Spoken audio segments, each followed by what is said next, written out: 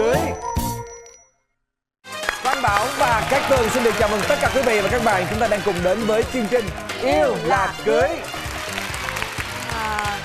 Bảo ơi, Dạ. chị Tường thì đang còn khao khát và chờ đợi một ngày nào đó có một chàng trai nào đó sẽ đến và cầu hôn với chị. Bây giờ chị muốn hỏi Bảo là Bảo đã tưởng tượng ra cái cầu hôn của mình với người vợ tương lai của mình như thế nào chưa? Chị lại hỏi khó em nữa rồi, em nói chị rồi em chưa có người yêu mà. Nhưng mà mình phải đầu tư, mình phải tính từ bây giờ. Nếu mà em cầu hôn á thì em sẽ được cầu hôn ở trên bãi biển mà chỉ có hai người với nhau thôi. Đặc biệt là nếu như được nữa thì sẽ canh vào cái lúc mà là chạng vạng tối á, cái lúc mà mặt trời chuẩn bị xuống rồi. Cầu hôn sao rồi cầu hôn sao? Dạ thì quỳ xuống nâng tay bằng tay người ta lên, xong rồi mình sẽ móc chiếc nhẫn ra và tặng cho người ta. Cái lúc ta đồng ý xong cái búng nước nước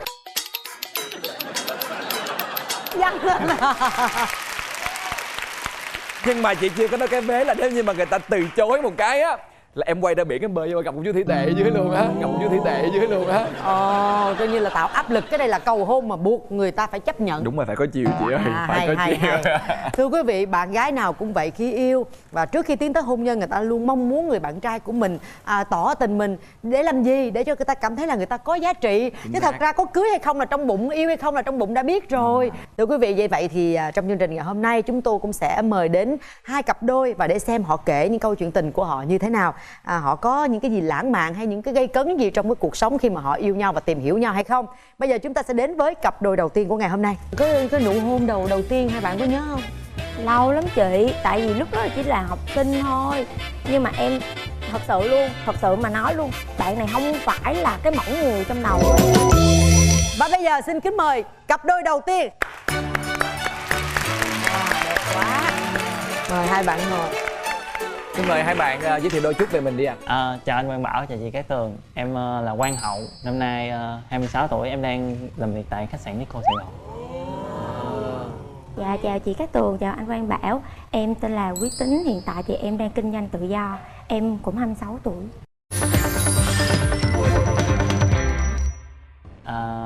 Lúc mà ngày đầu tiên hai đứa gặp nhau á thì hầu như là không có thích nhau.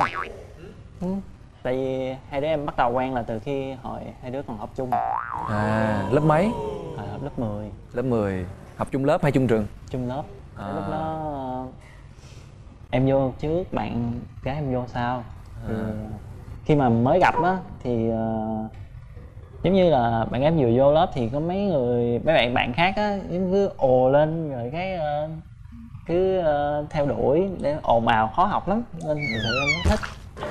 Tại vì người ta xinh đẹp mà người ta được theo đuổi là đúng rồi. Mà ghét em theo kiểu là tỏ thẳng cho em biết là ghét nhỏ này quá vậy luôn á. Bắt đầu lôi kéo mấy bạn kia, không có cho, giống như là không có cho muốn tiếp xúc với em. Thì cái tánh em là càng ghét, em càng làm cho ghét luôn. Dạ.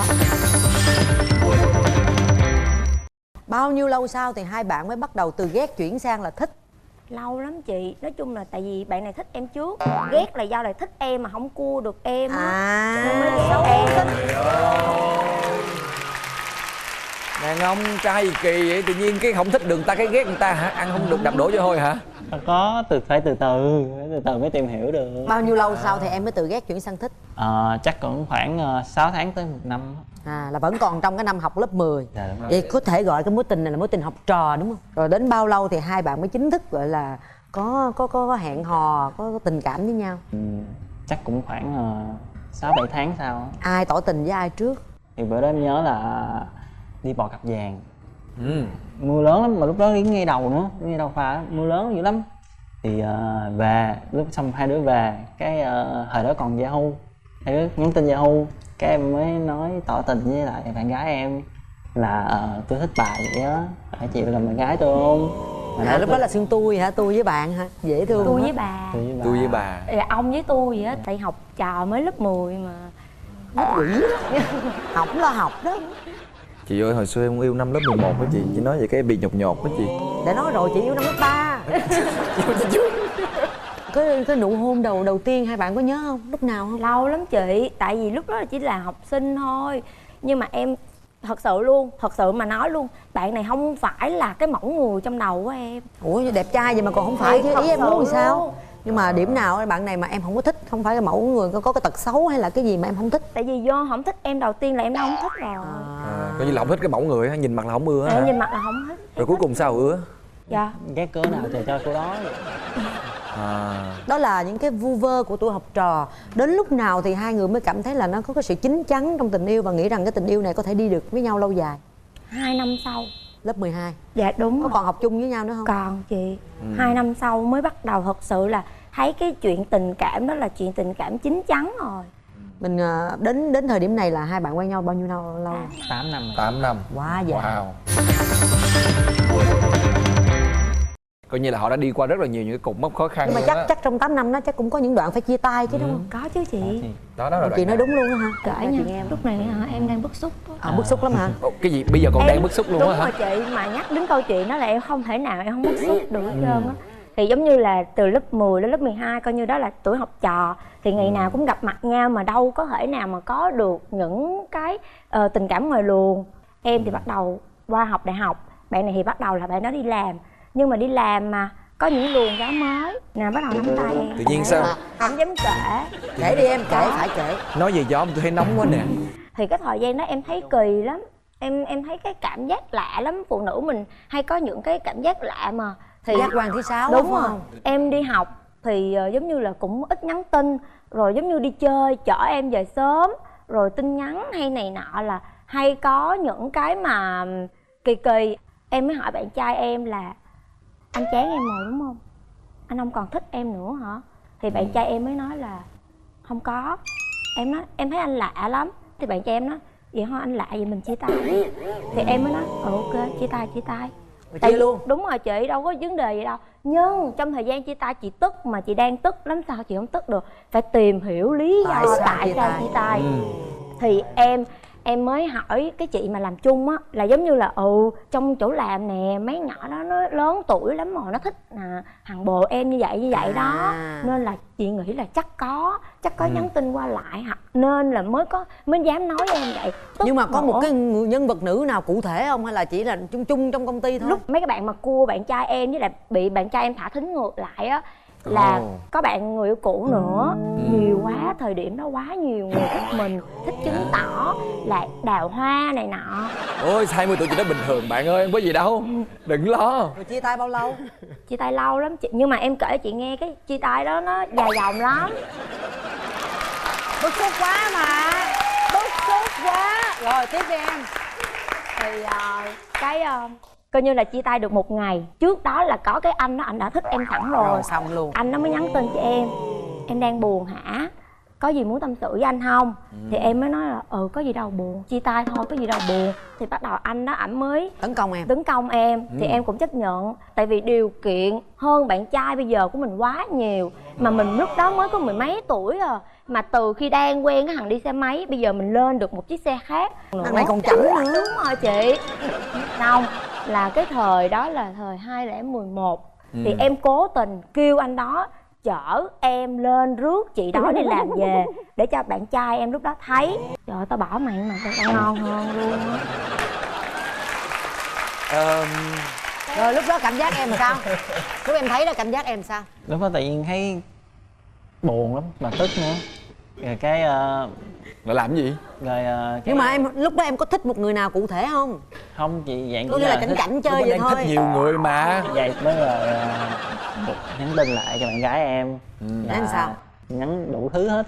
Anh xin lỗi này kia, mình có thể quay lại được không? Mà lúc đó bạn gái em cũng khó chịu lắm. Đang còn giận. Thì em có nói là anh biết là em không có quen người đó đâu, chị chỉ là chọc tức anh thôi. Rồi bao lâu thì bạn gái chịu quay lại? Lâu lắm chị, cái thời gian mà để chịu quay lại lâu lắm. Tại vì họ đã làm cho em như vậy rồi thì đâu có thể nào mà em có thể chấp nhận lại liền được. Mặc dù lúc đó là mình đã biết là thích, đã biết thương thiệt rồi á. Nhưng mà đúng là em chỉ chọc tức thôi đúng không? Hay là em có thích cái anh kia thiệt? Không, nếu mà em đã thích là em thích từ lúc trước rồi. Cái này là dạng là chị nghĩ đi, mình đang bị bỏ rơi mà. Có người khác vô thì tất nhiên Mà mình em là em mai đó nha, chứ nhiều khi mà đi luôn á, chứ không phải giỡn đâu. Cái xong là thời gian đó là giống như là cứ bắt đầu lại từ lúc đầu là sáng là 5 giờ đã có mặt trước nhà em để chở em đi học. Cái ý định của bạn trai em lúc đó là làm sao mà em không có thời gian để gặp anh kia, nên là em học là 7 giờ em học đến 11 rưỡi em ra, là 11 rưỡi đứng trước trường. Thì từ trưa đâu đi học mệt là đâu có đi đâu chơi được nữa đâu, là biết chắc chắn bữa trưa không về đi trưa nắng là 6-7 giờ tối là có mặt ở dưới nhà em, bẻ sim em luôn, Là để cho khỏi liên lạc. để cho khỏi phải không? liên lạc gì hết. Có mua sim mới không? Có đi. Tự mua sim Sim mới mới cho luôn em hả? luôn. Trong 8 năm là cái vụ đó là lớn nhất đó hả? Đúng rồi. Rồi sau Còn đó cái có vụ còn gì nữa lần không? nào dám phón hén gì nữa không? Không, là Hết đến bây luôn giờ rồi. là em đi đâu là cũng nhắn tin em đang ở đâu vậy, em ăn gì chưa, mà em đang đi với ai, là lúc nào là giống như người ta gọi nó bị quả báo vậy đó chị. Giống như là bây giờ sợ ngược lại là em sẽ có được người khác. Đến lúc nào thì hai người là thật sự là nghĩ rằng là mình sẽ Thuộc là về đối nhau. phương sẽ là cái người cuối cùng để tiến tới hôn nhân? Là trải qua 4 năm quen nhau. Thật sự là lúc mà khi hai đứa quay lại hàn gắn lại nhau á thì vô tình tới công việc của em gặp trục trặc. Thì thật sự lúc đó thì em thất nghiệp tới 9 tháng lận. Thì bạn gái em đang học, phải ra vừa học vừa làm để lo lại cho em, lo lắng lại cho em. Là lúc đó đang ở chung hả? Không, mỗi đứa một nhà. Tức là kinh tế em có những cái khó khăn. Đúng rồi chị, lúc đó gặp khó khăn, thật sự rất là khó khăn. Em còn nhớ nhiều kỷ niệm lắm. Lúc mà em xin việc ở ngoài Vũng Tàu á, thì bữa đó trời mưa, hai đứa bão mưa chạy, trưa nắng mưa gì đó chạy ra ngoài, mà em nhìn sau lưng em thấy thương lắm. Lúc đó trong lòng em mới nghĩ là người phụ nữ này là của mình. Khi mình khó khăn người ta không bỏ mình đi. Nhưng tại sao lúc đó em lại lo lắng cho bạn ấy như vậy? Em có rất nhiều cơ hội, em đẹp, em trẻ, em giỏi. Tại sao em không chọn một cái người khác nó điều kiện kinh tế nó đầy đủ hơn, lo được cho em? Không, tại vì cái này em nói thẳng luôn là tại vì từ năm đầu tiên quen đến năm thứ tư hai đứa quen nhau, là từ lúc em đi học đến lúc em học đại học thì bạn này là người kinh tế của bạn đó là bạn đó đưa em hết. Từ đi học em muốn học thêm, em muốn làm cái gì là kinh tế bạn đó lo em hết. Tại cái nói thẳng cái thời gian mà hai đứa chụp chặt là tại vì cơn gió thoáng qua thôi, chứ chưa có gì là lớn lao hết. Nhưng mà bạn trai em được một cái là không bao giờ nói dối, luôn luôn nói thiệt. Nên lúc mà em thấy là bạn trai em bắt đầu cái kinh tế không có còn được nữa, thì lúc đó em mới nói thôi, vậy để em vừa học vừa làm, hai đứa có cái gì thì san sẻ với nhau như vậy thôi. Nên là từ lúc đó là cảm giác là có cơm ăn cơm, có cháo ăn cháo. Nhưng mà khó lắm, 9 tháng trời với một đôi Còn bạn rất là yêu nhau trẻ trẻ nữa. Cái một tình yêu học trò đầu tiên thì đẹp ha, biến cố, nhưng mà cũng quá nhiều khó Nhưng khăn. mà rất là có trách nhiệm. Tới cái thời điểm nào thì hai bạn mới quyết định là có cái kế hoạch để đám cưới? Năm ngoái chị, mình muốn cưới là cái kinh tế mình phải thật sự ổn định. Lý do gì mà năm ngoái là hai bạn quyết định là mình bàn cái chuyện hôn nhân? Lúc đó là thất nghiệp xong mà có việc làm ổn định lại. Thì bạn gái em học xong bắt đầu kinh doanh, mọi việc bắt đầu ổn, thì hai đứa tính với nhau là mình có thể tự tổ chức được đám cưới của mình, không cần phải nhờ tới gia đình rồi. Bây giờ mình đã có cái định ngày cưới là khi nào chưa? Dạ 23/12. Hầu như là lo cũng gần xong rồi. Bây giờ còn có băn khoăn gì về nhau trong cái chuyện tình cảm với hai người, hay là có những cái tật xấu nào của nhau mà hai bạn cảm thấy chưa hài lòng về đối phương không? Em nói trước đi. Thật xấu thôi chị, em không hài lòng á. Nhiều khi giống như là em làm đã rất là mệt, mà mỗi lần em nhờ làm cái này nhờ làm cái kia 10 lần như 10 lần hư hết. Hồi hộp, Sao kỳ với em? mặt hờ nữa. Còn em? Em hài lòng thì hơi hung dữ. Sao ăn hiếp chồng dữ vậy Gương? Trời, chứ giờ chị bực mình quá, sao chị không la được? Mỗi lần la em la sao? Ví dụ như em ngủ em mệt quá rồi xong thức dậy em nhìn thấy sai em la là sao? Hả? Sao em nói được? Nói thì nói được, nói thử đi. Có khi nào em lớn tiếng quát nạt hay có khi nào mà phải buông lời nặng với nhau chưa? Thì em chỉ nói là bây giờ em chết anh mới vừa lòng thôi. Chứ em cứ nhờ anh là sai, em nhờ anh là sai.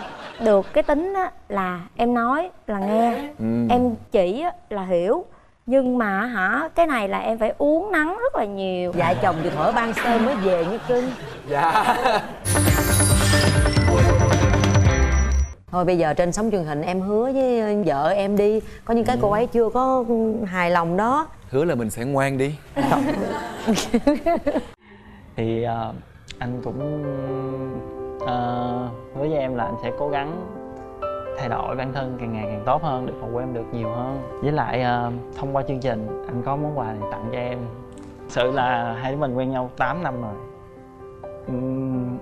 Món quà gì anh cũng tặng cho em hết, bất cứ thứ gì anh cũng dành tốt nhất cho em. Nhưng mà anh chưa bao giờ nói lời cầu hôn em. Hôm nay thông qua chương trình Yêu Là Cưới, anh hy vọng là em chấp nhận anh.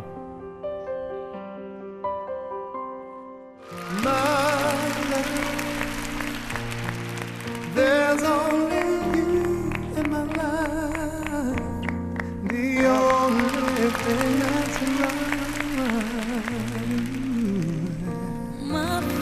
Bạn có muốn nói gì không?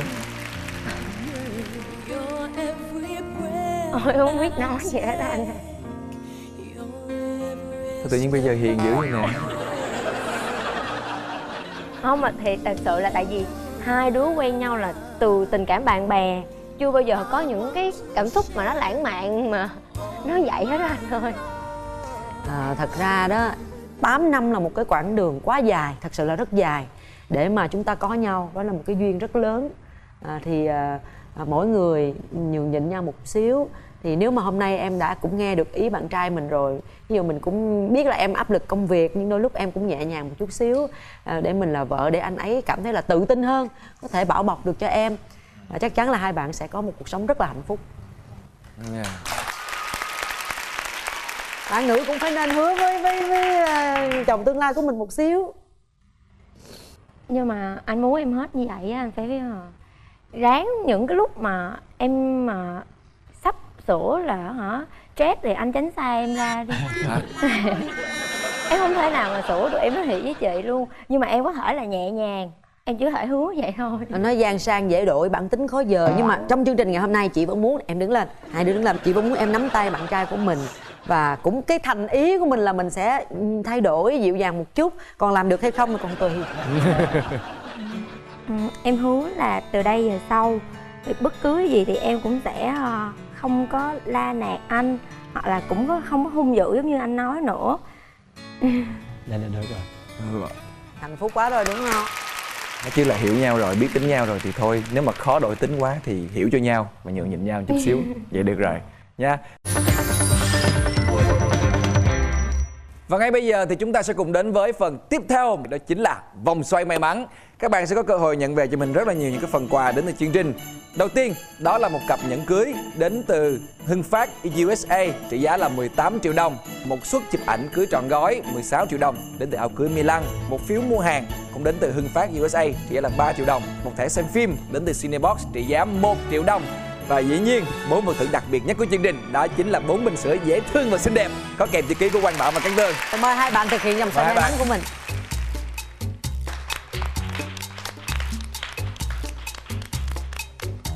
Rồi, ôi Dữ vậy, trao dữ vậy. Quá. Và đó là một thẻ xem một thẻ sinh viên trị giá 1 triệu đồng đến từ Cinebox. Xin chúc mừng hai bạn. Hy vọng rằng là hai bạn có nhiều khoảng thời gian đi chơi cùng với nhau và đặc biệt là xem những bộ phim hay cùng với nhau trong thời gian sắp tới. Chúc mừng hai bạn. Thưa quý vị, và bây giờ thì chúng ta sẽ đến với cặp đôi thứ hai trong ngày hôm nay. Cái biến cố lần đầu tiên của em luôn là em đi ngày chia tay với anh Long luôn. Thôi giờ em không chịu đến nổi, thôi chia tay đi.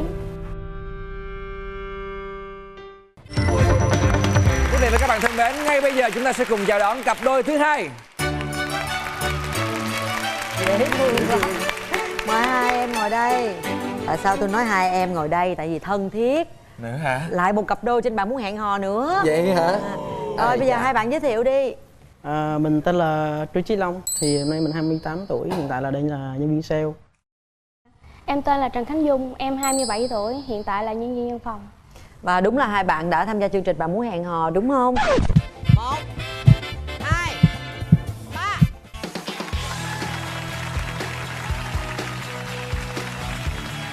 3. Từ lúc đó đến bây giờ là bao nhiêu lâu rồi? 1 năm 3 tháng 12 ngày. 1 năm 3 tháng 12 ngày. Kỹ quá. Tức là bạn ngồi bạn đếm từng ngày luôn á hả? Dạ. Ấn tượng là hình như là đầu tiên là đọc vào cái tai em á là ảnh hát rất là hay. Cái giọng hát rất là truyền cảm mà đi vào lòng người luôn. Hát hay lắm hả? Dạ hay lắm anh muốn nghe thử một đoạn không anh? Rồi xin Muốn mời. chứ, trời ơi, xin mời.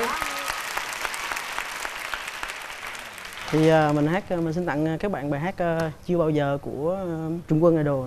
Yeah. Bình minh khuất lấp sau màn đêm như nỗi lòng anh chất chứa lâu nay em đâu nào hay biết. Hoàng hôn tắt nắng hay vì anh không hiểu được em một tan bao yêu dấu lối ta. Giọng nam cao rất là đặc biệt. Vậy là em bị đốn bởi vì cái giọng hát của anh ấy. Lúc em có nghe anh ấy chia sẻ gì không? Hay là nghe hát thôi? Dạ nghe loáng thoáng chị. Tại thực chất ra thì chưa, giống như là cái giọng hát của ảnh là như át hết lỗ tai em rồi. Là cứ lưng chừng tới ngay tới đó là thấy xong. Và chị nhớ như cặp đôi này là hôm đó đến là đều có hai mẹ đi theo đúng không? Dạ đúng rồi chị. Và hai bạn đã bấm nút hẹn hò, lúc đó thì hai mẹ vui không? Phản ứng của hai mẹ em lúc đó như thế nào? Thì nói chung là khi mà lên sóng thì khi mà bước xuống thì hai người có vẻ không thích nhau. Hai người nào? Tức là hai phụ huynh. À, Dạ thì cái đấy là do cảm nhận của mỗi bên. Công việc của em á thì nó rảnh vào đầu tháng và bận vào cuối tháng. Nhiều khi thì em phải làm việc tới 10 giờ đêm và em không có thời gian ăn cơm luôn. Tới đấy đói quá thì phải ăn thôi, nên là cái trọng lượng nó càng tăng theo cái tỷ số đấy. Nhưng mà em thì không có nhậu. Rồi Mà mẹ bạn bác gái thì lại tưởng tượng là mình là chắc là ăn nhậu rồi này nọ lắm, thì có thể là các không thích từ gần đấy. rồi mẹ em có cái gì mà không thích bạn gái em? Không, mẹ em thì bình thường, em cũng thấy Dung dễ thương rồi tròn tròn cũng thích hết. Thế rồi sau đó thì sao? Chuyện tình yêu của hai bạn? Dạ chuyện tình yêu thì nó cũng lắm chân chân lắm chị. Tại vì thời gian đầu tụi em gặp nhiều khó khăn. Về cái gì? Dạ em xin lỗi. Thì thời gian đầu thì mẹ em không phải là không thích anh Long. Nói thẳng ra là hai phụ huynh không thích nhau thì dẫn đến cái chuyện đó là Ủa mà hai phụ huynh có lần đầu ngồi đó có đã có tiếp xúc với Có nhau nói đâu, chuyện tự gì với nhiên nhau? không thích Dạ nhau? có nói chuyện mà chị. Cả lúc mà hai phụ huynh lúc mà dạ em cảm ơn. Dạ lúc mà anh Quyền Linh, chị Cát Tường có hỏi ý kiến hai phụ huynh á thì thực tế là mẹ em trả lời suôn sẻ thôi chứ lúc nào mẹ em cũng vậy nè. Lúc đó ngồi là mẹ em đã lắc đầu rồi nhưng mà em vẫn ngoan cố em bấm. Dạ tại em lì. Trời ơi. Em nói thẳng là tại em lì. Cái đó là lần đầu tiên em chống đối mẹ em. Em ngoan cố em bấm. Đến lúc về thì mẹ em cũng khẳng định một câu đó là tao không đồng ý. Em cũng ngoan cố em quen, cũng ngoan cố yêu. Và lúc đó là em có xin phép gia đình. Em nói dù sao thì em cũng lớn rồi. Mà em thấy anh Long cũng được, tính tình anh Long rất là tốt. Rồi em cũng nói với anh Long là thôi mời mẹ qua nói chuyện đi. Rồi để coi hai gia đình nói chuyện sao, dù sao thì hai đứa nhỏ quen nhau rồi cũng phải cho gia đình hai bên biết. Rồi sau cái buổi hôm ấy về là lớn chuyện hơn luôn. Mà lúc đó là tại sao gia đình có hai người như thế nào, và bạn gia đình của bên Long qua gia đình em là đã tính tới chuyện lâu dài rồi đó hả? Dạ có, nhà em chuẩn bị rất là đủ, dọn nhà rồi kê bàn kê Vậy là cũng đồng ý rồi, qua nói chuyện gì mà để xung đột. Em nói chị á, em nói chị đơn giản thế này, tức là khi mà họ đã không thích nhau rồi thì gặp nhau là coi như là nó đã xung đột ngay từ lời nói trong ban đầu. Không, nhưng mà Như dù là không ngày đầu thích tiên. nhưng mà bên đây cũng nhà gái cũng đã sửa soạn dọn nhà để đón nhà trai, có nghĩa là cái đấy thì em thấy là mẹ em có phần hơi quá. Nhiều lúc là cái ngày đầu tiên nó bị hiểu lầm sao đúng không? Ra thì mẹ em nói chung là bước vào nhà thì nói mấy câu không hay lắm, nên là bên nhà gái không thích điều đấy là em cũng hoàn toàn đồng ý với ý kiến của bác gái trong hoàn cảnh ấy. Và thật sự em muốn đi về luôn, nghe có đấy là muốn về luôn. Nó trở thành một cái rào cản rất lớn. Thật sự thì bác gái đã mời em và mẹ em qua để em cũng cặp thầm cái bác gái, là tại vì bác gái cũng tuy là không thích mình nhưng mà ít nhất bác gái cũng đã cho mình một cơ hội để mà xác định một cái mối quan hệ lâu dài với bạn gái em bây giờ. Thì nhưng mà mẹ em không hiểu tại sao mẹ em lại nói như vậy. rồi sau lần đó thì Rồi sau đấy là định mệnh luôn gì tức là cấm quen luôn. Coi như là không thể thay đổi được cái suy nghĩ của hai gia đình. hai đúng bạn rồi. vẫn cứ tiếp tục. Dạ. Sau lần đó thì mẹ em cấm. Ba em cũng từng tuyên bố là nếu như em tiếp tục mà cương quyết như vậy á, ba em có thể tự ép.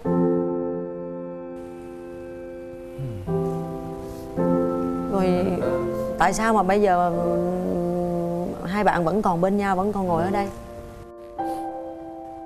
Cái biến cố lần đầu tiên của em luôn là em đề nghị chia tay với anh Long luôn. Em không chịu được áp lực. Như nè, em nói hồi giờ em không chịu đến nổi, hồi chia tay đi. Lúc đó Long là chỉ im lặng thôi. Tất nhiên là em hiểu người mình trong hoàn cảnh đấy, thì bây giờ thứ nhất, nếu như mà cái tình cảm không đủ mạnh thì em giữ lại thì quá cũng hạnh phúc. Và thứ hai là cái đấy là lỗi của bên em, bác gái đã quyết định như vậy rồi. Và mẹ em cũng tính cũng hơi kỳ quá, thì em cũng thấy như vậy. Thì bây giờ em trong một cái như vậy thì em phải làm như thế nào nữa? Tức là em không nhắn tin gì hết, em chặn hết Facebook, Zalo này nọ, im lặng tất cả những thứ hết. Lúc đó em định là bỏ cuộc luôn? Không, em không bỏ cuộc. Bởi vì em biết tính bạn gái em lúc đấy là chắc chắn là cuối ngày mai sẽ qua để rút lại lời chia tay đó. Nên là có nghĩa là giận bạn gái mình là bỏ cuộc, nói chia tay, cho nên là em chặn hết em luôn. giận chứ, nói chung cũng giận mà cũng thương. Tại vì trong hoàn cảnh đấy, nếu mà một người gái bình thường chắc chắn họ cũng phải làm như vậy thôi. Nhưng mà không lẽ là trong gia đình hai bên là không có bất kỳ một ai ủng hộ luôn hả? Coi như là bên nhà gái là cả bố lẫn mẹ đều không, bên kia thì mẹ rồi còn bố của Long như thế nào? Thì ba em thì rất là thoải mái thôi. Ba em thì khi nào em cưới thì ba em hoàn toàn ủng hộ đấy, không có gì hết. Ngày hôm nay thì Bảo được biết là có bác ở đây, ba của anh Long ở đây, thì thưa bác thì không biết là ngày hôm nay khi bác nghe câu chuyện của Long với lại bạn gái của mình như thế này thì bác cảm thấy như thế nào ạ?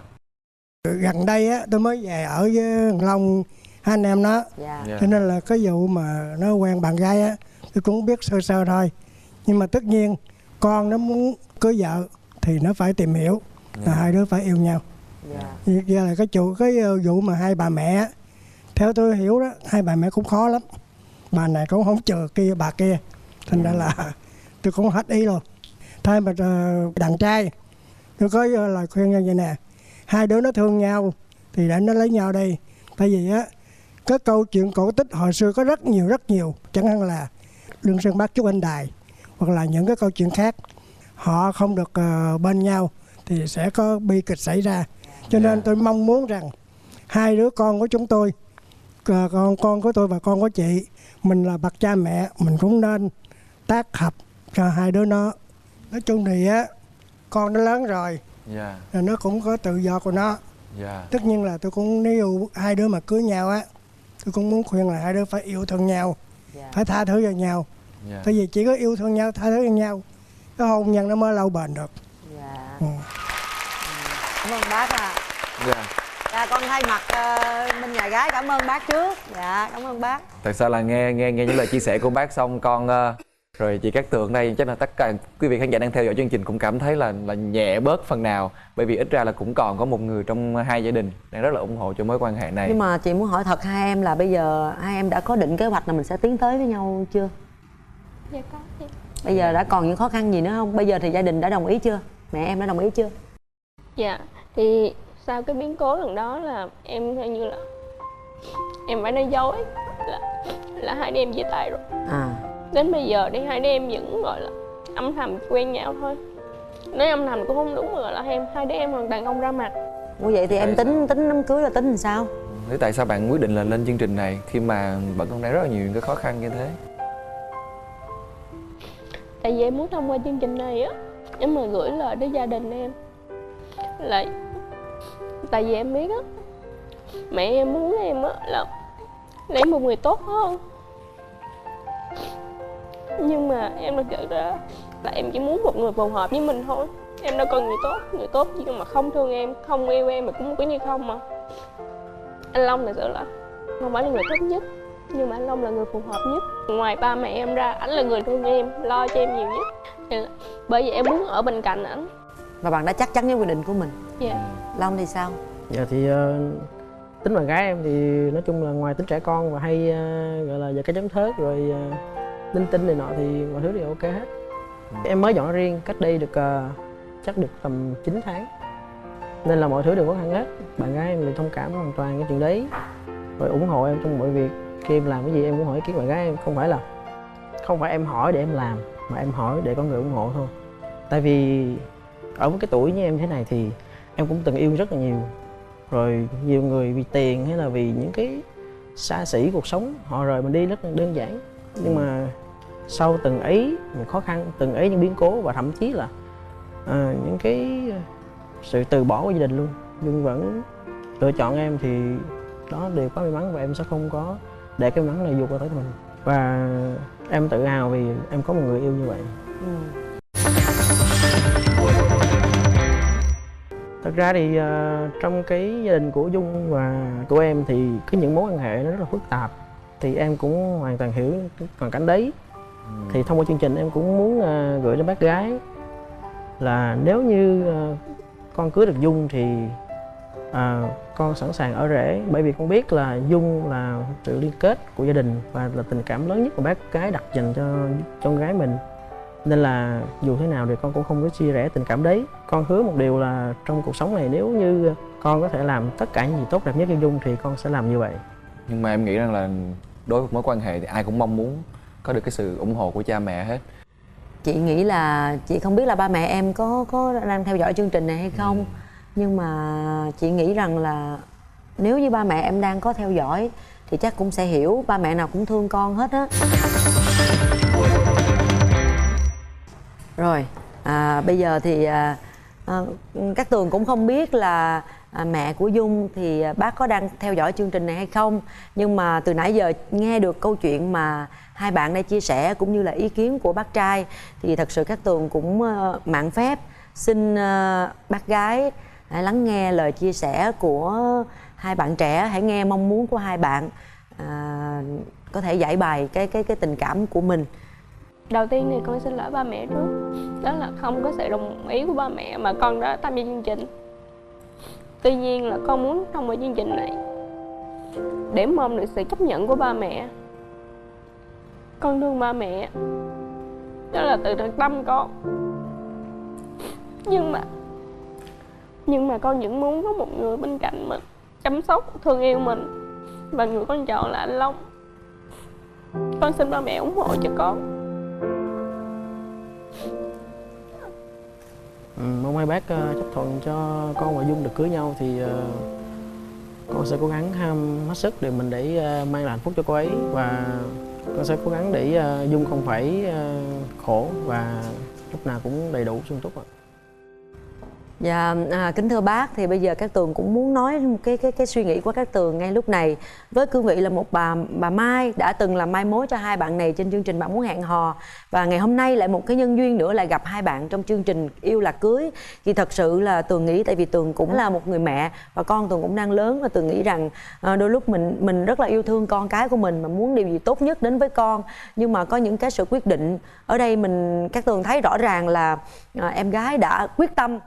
Bây giờ nếu như mà cha mẹ cứ ngăn cản hoài thì bác chỉ làm thêm áp lực cho đôi bạn trẻ này thôi. Và hôm nay thì Tường thấy cái sự quyết tâm của hai bạn là chắc chắn họ sẽ đến với nhau, vì họ cảm thấy là không thể thiếu nhau được.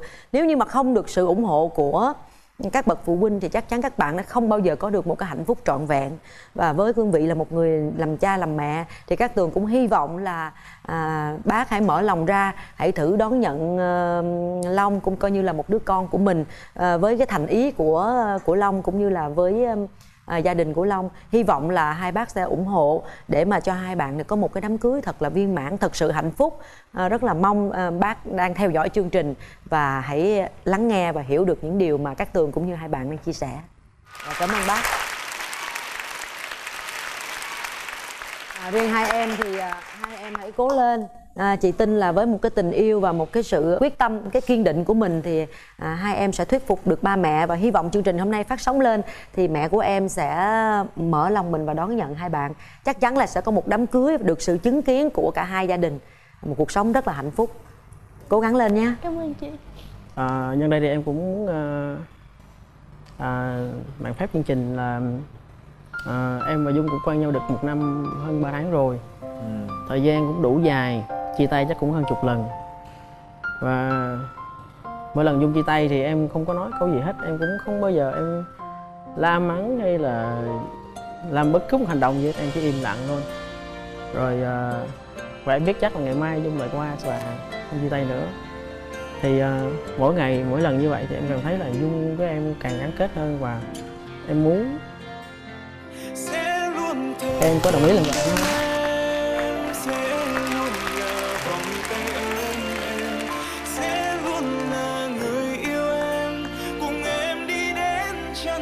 Ừ.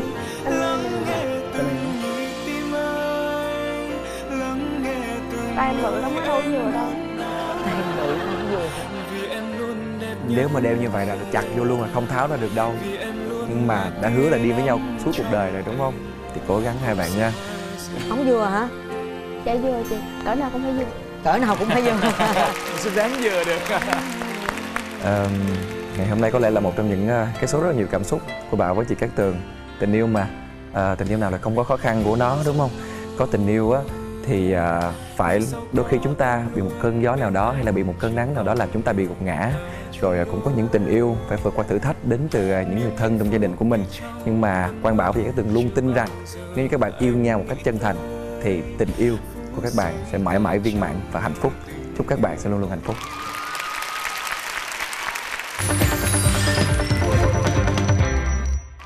Và bây giờ thì chúng ta sẽ đến một cái phần rất là hấp dẫn của chương trình. Đó chính là vòng xoay may mắn. Các bạn sẽ có cơ hội nhận về cho mình là một cặp nhẫn cưới đến từ Hưng Phát USA trị giá là 18 triệu đồng.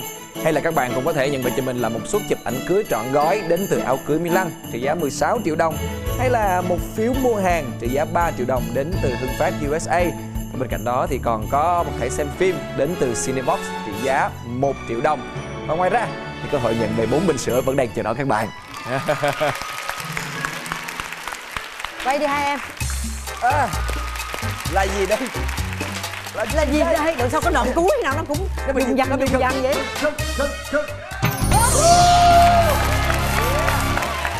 Cái này là nhân viên rồi. Ông trời đang quyết định cho hai bạn là phải đám cưới rồi, bởi vì đã có một suất chụp ảnh cưới trọn gói từ Milan 16 triệu dành cho hai bạn.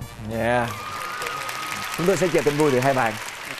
Thưa quý vị, bây giờ thì thời lượng của chương trình đã hết. Cát Tường và Quang Bảo xin chào tạm biệt. Quý vị hãy theo dõi chương trình vào khung giờ quen thuộc 15 giờ thứ Bảy hàng tuần trên kênh HTV7 Đài truyền hình Thành phố Hồ Chí Minh. Và nếu như quý vị và các bạn có lỡ bất cứ số nào của Yêu Là Cưới thì quý vị có thể xem lại trên MCV Media và hãy nhớ là ấn nút subscribe các bạn nhé. Ngoài ra các bạn cũng có thể xem lại trên cổng thông tin Love TV. Và các bạn ơi, nếu như các bạn là những cặp đôi đang còn yêu nhau ngoài kia và sẵn sàng chia sẻ câu chuyện tình yêu của mình thì hãy like fanpage của chúng tôi và hãy đăng ký để tham gia vào chương trình Yêu Là Cưới để tư vấn cùng với lại chị Cát Tường và Quang Bảo các bạn nha. Và bây giờ xin kính chào và hẹn gặp lại quý vị. Yo.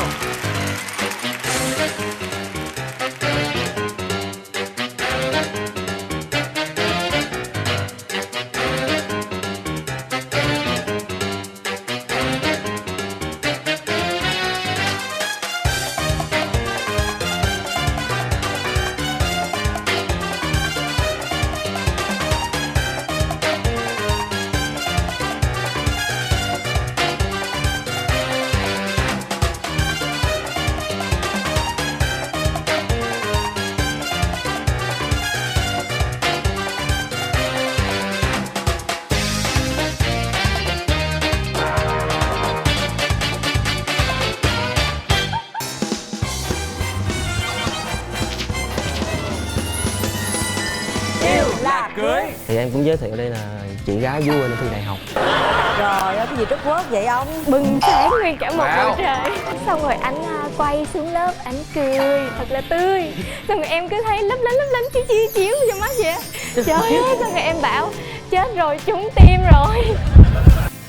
Chương trình Yêu Là Cưới vào lúc 15 giờ thứ Bảy hàng tuần trên kênh HTV7.